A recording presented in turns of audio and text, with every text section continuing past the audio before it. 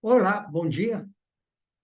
Hoje nós vamos verificar um alerta sobre as explosões de caldeira. Aliás, é um alerta estatístico que nós vamos verificar.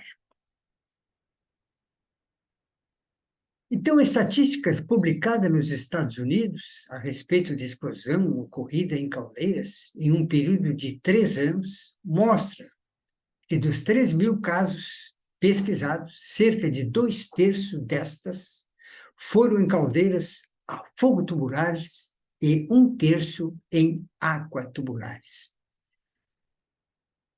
Essa estatística já nos revela o seguinte, que as caldeiras fogo tubular, ou seja, aquelas em que o fogo está por dentro do tubo, que é a maioria das caldeiras que existe no Brasil, estas são mais perigosas, ou seja, essas que estão à esquerda, do que aquelas caldeiras aquatubulares, aquela que está à direita. Ou seja, aquatubulares, aquela em que a água está por dentro dos tubos. E qual é a diferença gritante entre um tipo e outro? É que, normalmente, as caldeiras fogo tubular, elas têm um feixe de tubo envolvido em um casco segurado, soldado por 2 espelhos, e esses espelhos são segurados pelos tubos de paz. Está aí a razão porque essas caldeiras são muito mais perigosas do que as caldeiras aquatubulares.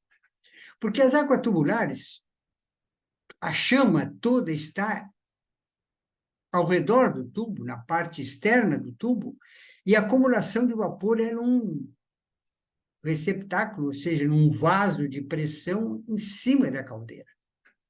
Então, é muito mais difícil estourar um vaso de pressão que está acumulando vapor, que não está sujeito a chamas.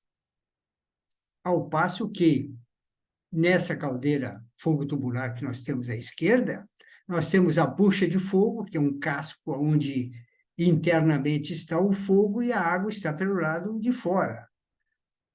Ao passo que também os tubos são percorridos pela chama ou pelo calor e fazendo a pressão toda no casco da caldeira.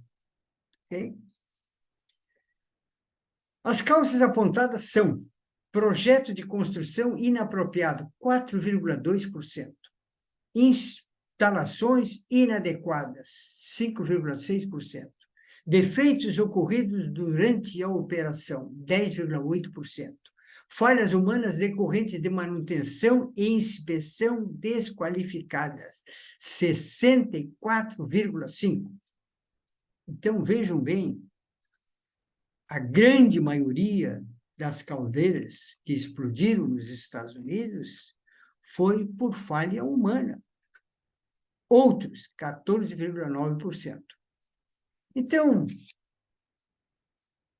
eu diria o seguinte, que projeto e construções inapropriado também é falha humana. Instalações inadequadas também é falha humana. Defeitos ocorridos durante a operação também é falha humana. Ok? Então, nós temos que apenas 14,9%, que são outros motivos, não são por falha humana. Porque se nós tivermos um mau projeto, foi alguém que fez isso aí, então é uma falha humana. Ok?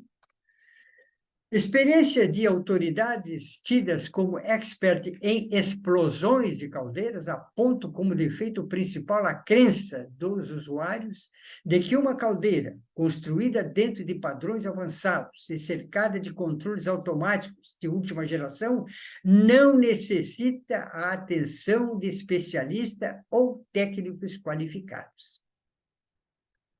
Então, essa crença que leva que uma caldeira, né, como já se viu antes, que não precisa uma caldeira automática de última geração, não precisa nem operador, se ela é uma caldeira a combustível líquido, né? Então, essa crença é que leva à desgraça das caldeiras sofrerem danos, né? Explosões, etc.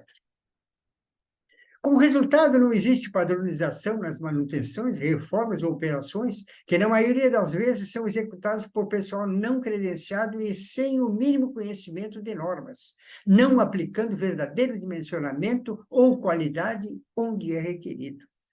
Então, é aquele negócio, tem que soldar ó, na caldeira lá, chama o João das Botas lá, que ele é soldador, e ele solda, mas ele é qualificado para isso, ele sabe qual é o eletrodo que vai usar, quanto tem que escariar, ele sabe fazer isso aí? Provavelmente não. Então, pega um eletrodo qualquer, inadequado, coloca lá e depois vem o problema. É altamente significante o fato de que 91% dos sinistros ocorrem em operações de baixa carga e que mais de 50% em partidas da caldeira. Então, vejam bem, a partida da caldeira é muito significativa. Vocês estão vendo na foto essa caldeira, uma caldeira Barazete com uma fornalha. A fornalha dela é de chapa estaiada e tem um único passe no corpo cilíndrico, de fora a fora. Então, o que aconteceu? O camarada chegou, colocou lenha fina, em grande quantidade. Ela tinha um soprador de maravalha também, ele botou óleo diesel, 5 litros de óleo diesel lá dentro da fornalha, soprou uma maravalha e tocou fogo. E tocou fogo. Quando ele viu, deu um estouro e veio um monte de água cobrindo tudo. O que aconteceu? Soltou o espelho dianteiro. Por que soltou o espelho dianteiro? Como era uma caldeira muito longa, concentrou muito fogo na fornalha e na entrada do espelho anterior. Então, houve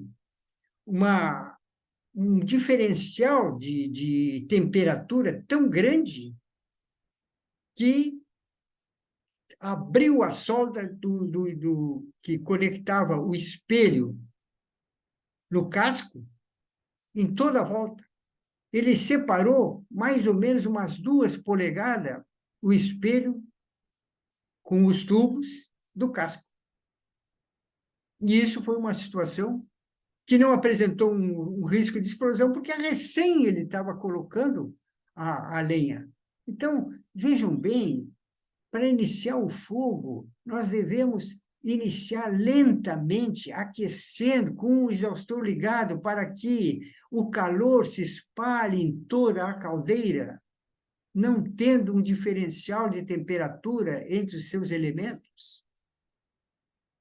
A Atômica, que é uma das maiores conhecedoras de operação, inspeção e manutenção de caldeiras no Brasil, é uma empresa, diz: lembramos ainda que, com conhecedores de caldeiras, alertamos para o risco advindo da execução inadequada realizada por empresa inexperiente nesse tipo de equipamento que, em nada, contribui para a melhoria desses quadros.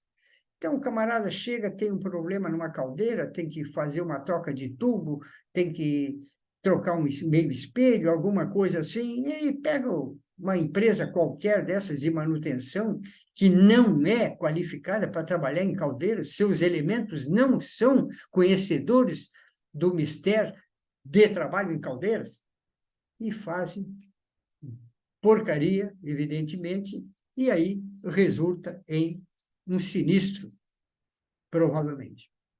Explosão de caldeira, local Itaiubá, Mato Grosso, data de dezembro de 1998, vítima, 4 mortos, prejuízo, $200.000, motivo, supressão, falta de manutenção e operador sem treinamento.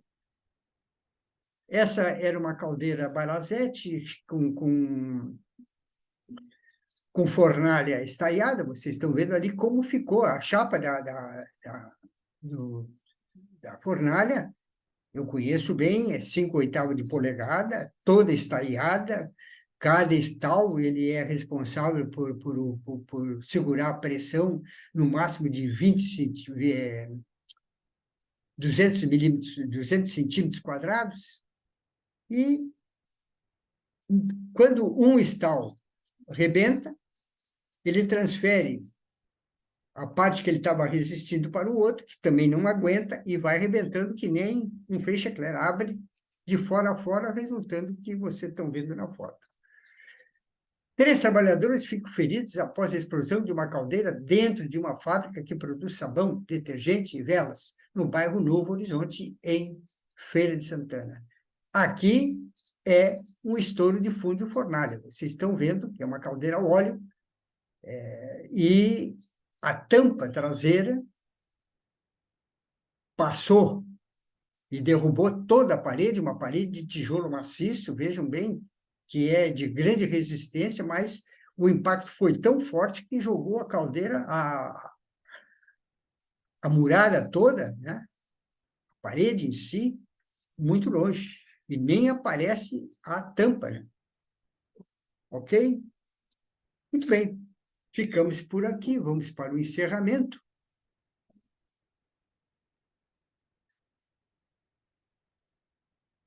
Encerrar, sair da